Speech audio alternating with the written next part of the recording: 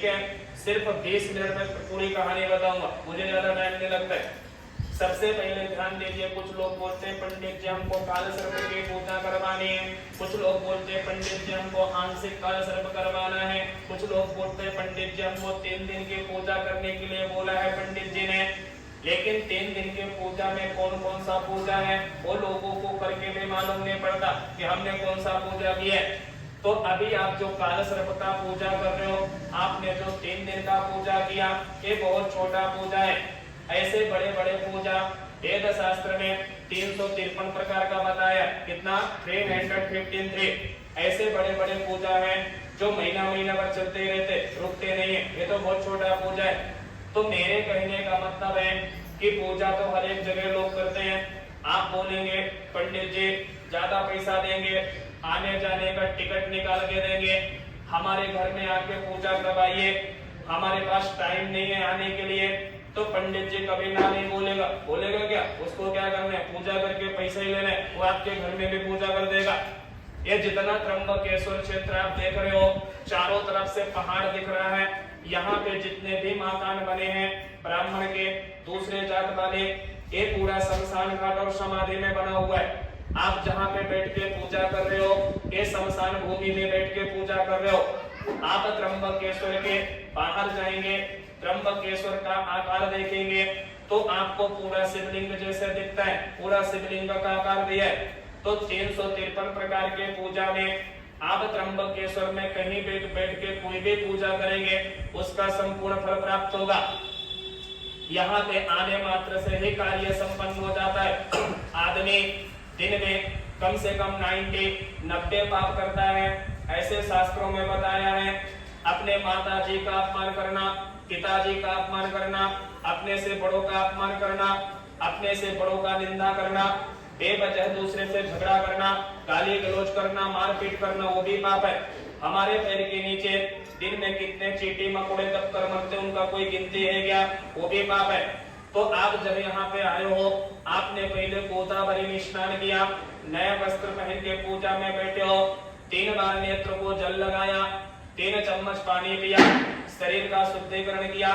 हमने कुछ यहाँ पे मंत्रों का पठन किया कि आपके पूजा में कोई प्रकार का रुकावट नहीं आना चाहिए।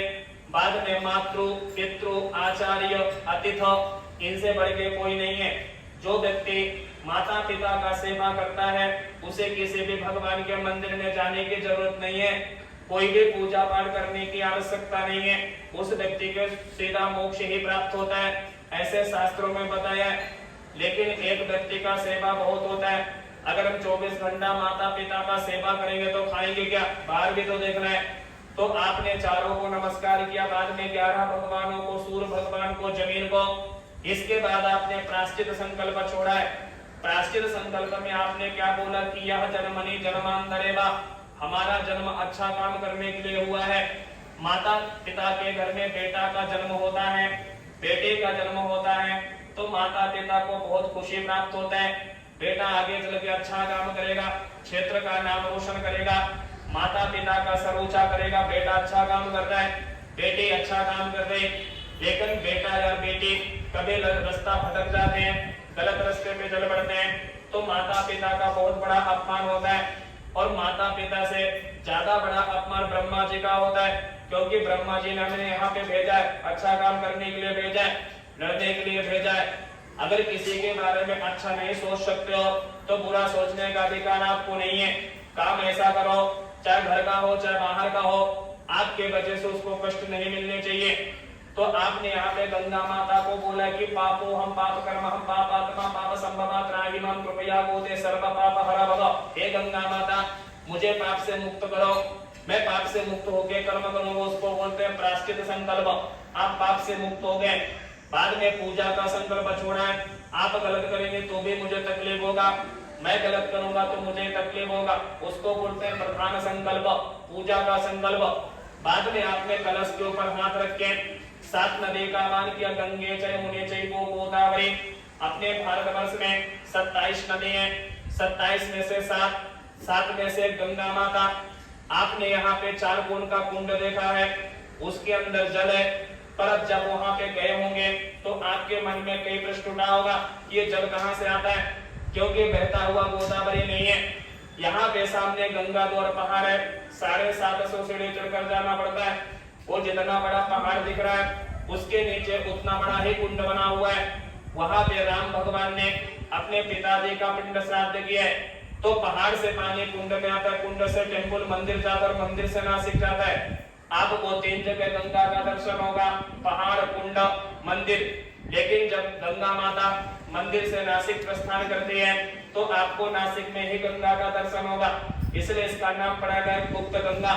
अभी आपने कुंड में पानी देखा, उस कुंड का पानी 1 हफ्ते के बाद पूरा निकाल देते हैं और ऑटोमेटिक उस कुंड में जला के स्थिर हो जाता है, इसलिए इसका नाम पड़ गया गुप्त गंगा।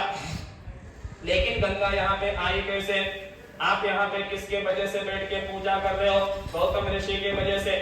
उसी के बगल में ब्रह्मगिरी पहाड़ है, 950 सीढ़ी चढ़कर जाना पड़ता है। वो पहाड़ के ऊपर पत्थर का 3 ठीक है, ब्रह्मा विष्णु महेश, इसलिए उसका नाम पड़ गया ब्रह्मगिरी पहाड़। वो पहाड़ के ऊपर बहुत बड़ा आश्रम बना है, बड़े बड़े कमरा बने हैं। वहां पे गौतम ऋषि रहते थे, उनके साथ में उनकी पत्नी रहते थे और 7000 ब्राह्मण रहते थे। हम लोग बारिश के टाइम में खेत में चावल डालते हैं, अच्छा बारिश होगा तो लेके आएंगे, बारिश नहीं होगा तो जो डालेंगे वो भी घर तक नहीं आएगा। लेकिन गौतम ऋषि 7000 ब्राह्मणों का सेवा करते थे, उनको दोनों टाइम भोजन, चाय, नाश्ता, उनको मंत्र सिखाना, ज्ञान देना। गौतम ऋषि और उनकी पत्नी 24 घंटा 7000 ब्राह्मणों के सेवा में अपना समय व्यतीत कर देते थे, दिन भर सेवा करते थे। त्र्यंबकेश्वर में पहले पूरा जंगल था, यहाँ पे पेड़ पौधे, जंगली जानवर, कई प्रकार के जंगली मानव, यहाँ पे घनघोर जंगल था। साधु संत ऋषि मुनि यहाँ पे बैठ के जप तप करते थे। त्र्यंबकेश्वर क्षेत्र में एक समय ऐसी स्थिति उत्पन्न हो गई कि यहाँ पे अकाल घोषित कर दिया गया। त्र्यंबकेश्वर को लोग एक एक करके अकाल मृत्यु को प्राप्त होने लगे, क्योंकि यहाँ पे पीने को जल नहीं, खाने को भोजन नहीं। जल के बिना, भोजन के बिना कोई भी व्यक्ति ज्यादा दिन तक नहीं टिक सकता है। जब यहाँ पे हाहाकार मच गया तो गौतम ऋषि ने वरुण देवता का पूजन किया, अपने भक्ति शक्ति से वरुण देव को प्रसन्न किया। गौतम के समक्ष वरुण देवता प्रकट हो गए तो गौतम ऋषि को वरुण देवता ने बोला, आपने मेरा भक्ति किया, आपको क्या आवश्यकता पड़ गई? गौतम ऋषि ने बोला, पीने को जल नहीं, खाने को भोजन नहीं, यहाँ के लोग मृत्यु को प्राप्त हो रहे हैं, आगे का मार्गदर्शन बताइए। वरुण देवता ने बोला, मैं विधि के विधान को नहीं बदल सकता हूँ, जो होना है होके रहेगा, उसको तो भगवान भी नहीं बदल सकते। पर आप दोनों पति पत्नी अपने हाथों से जमीन को खोद के 4 कोण का कुंड का निर्माण करो। मैं इस कुंड का बात नहीं कर रहा हूँ, पहाड़ वाले कुंड का बात कर रहा हूँ। उस कुंड का निर्माण गौतम ऋषि ने अपने हाथों से किया है, उसका नाम पड़ गया गौतम कुंड। जब कुंड का निर्माण हुआ, वरुण देवता ने कुंड को अक्षय जल से भर दिया।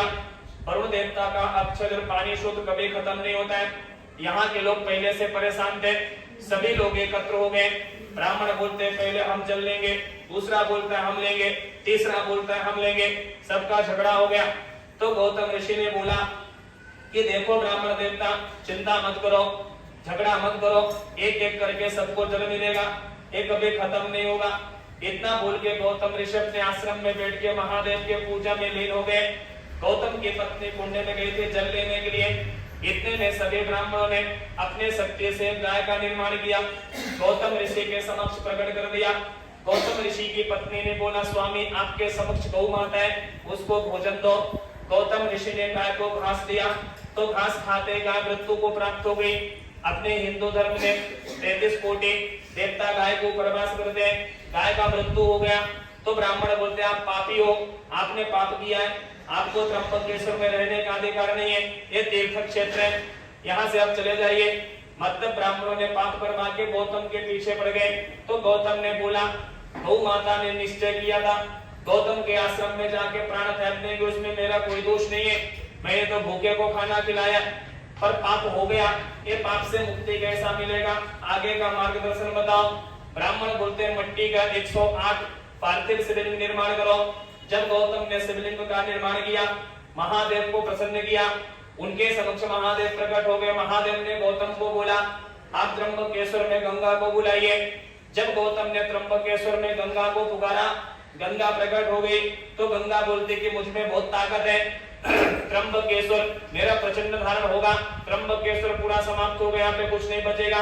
गंगा ने गौतम को बोला, महादेव बोले आप त्र्यंबकेश्वर में आके गौतम ऋषि को गौ हत्या के पाप से मुक्त कीजिए।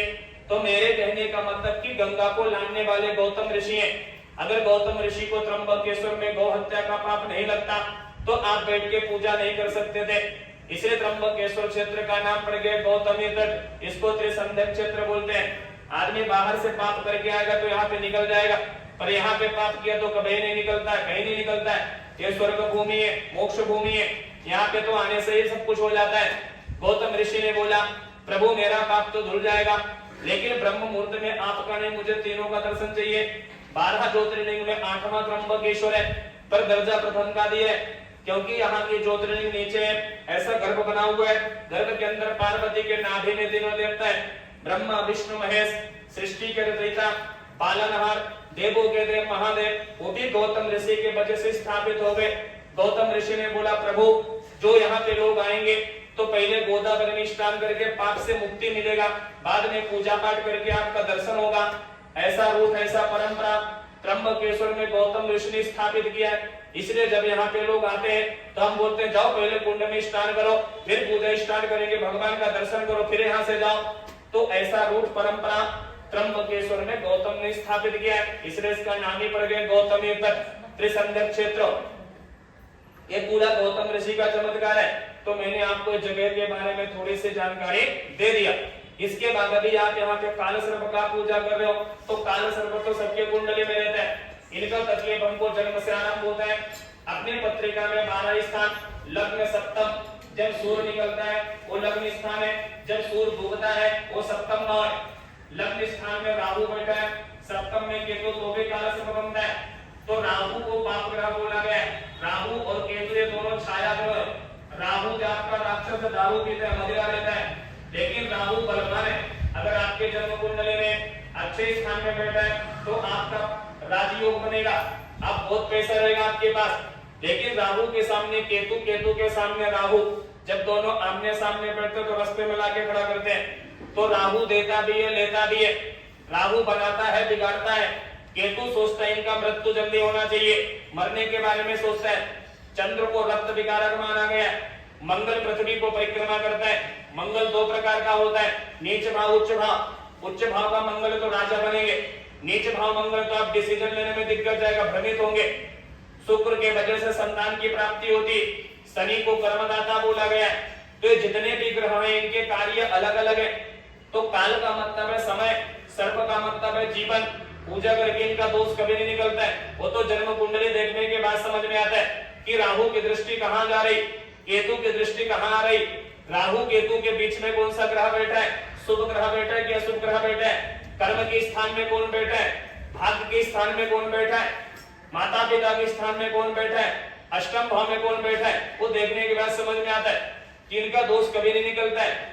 इनके वजह से परेशानी हो रही है, आपका काम रुक रहा है, टाइम पे नहीं बन रहा है, धंधे में पैसा डाला वो भी घर तक नहीं आया, नौकरी में मन नहीं लग रहा है, मेहनत बहुत है, फल नहीं मिल रहा है। तो आपके जीवन में जो भी परेशानी है वो राहु केतु के वजह से ही होता है।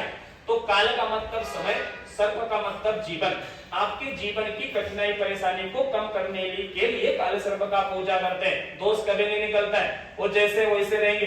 अभी आपने कुंडली दिखाया, 1 साल के बाद दोनों पत्रिका नहीं मिलेंगे, ग्रह अपने स्थान चेंज करते हैं। तो परेशानी को कम करने के लिए पूजा कर रहे। आपने 3 दिन का पूजा किया, आप सोचते होंगे हमारे पितरों को मोक्ष मिल गया, नहीं मिलेगा। उनको मोक्ष कब मिलेगा, जब उनका कर्म सही रहेगा, नहीं तो नहीं मिलेगा। उनकी जो आत्मा भटक रही है तो उनके आत्मा को शांत करने के लिए आपने नारायण बलि का पूजन किया। पहले दिन नारायण बलि का पूजन किया, दूसरे दिन एक पिंड था उसको दर्भ से फाड़ा, पहले दिन पितरों को बुलाया, दूसरे दिन पितरों को मिलाया, बाद में नाग बलि का पूजन किया। सर्प को मारा तो भी पाप, मरते हुए देखा तो भी पाप, खुद मारा तो भी पाप, हेल्प किया तो भी पाप, खुद मारा तो ज्यादा पाप। सर्प को कभी नहीं मारना चाहिए, उसको मारने से ब्रह्म हत्या का पाप लगता है। सर्प का मृत्यु नहीं बताया है, अनंत काल तक जीवित रहता है। तो नारायण नागबली का पूजा करने से 42 कुल पीढ़ी उद्धार हो जाते हैं। आपके घर में जो लोग चले गए उनके आत्मा को कुछ दिन के लिए शांति मिलेगा, पर ऐसा नहीं कि एक बार कर लिए तो हो गया, आप 2-3 साल के बाद वापस भी कर सकते हो। तो नारायण नागबली का पूजा करने से अपने घर की परेशानी कम हो जाती, क्योंकि जो पितृ हैं अपने कोई तकलीफ देते हैं तो उनको शांत करने के लिए आपने पिंड श्राद्ध किया, तो पूजा करने से सिर्फ परेशानी कम होती है, दोष कभी नहीं निकलता है। चलिए हाथ में एक चम्मच पानी लीजिए, सामने के प्लेट में छोड़ दीजिए, हाथ को टाबिल से पोंछ लीजिए।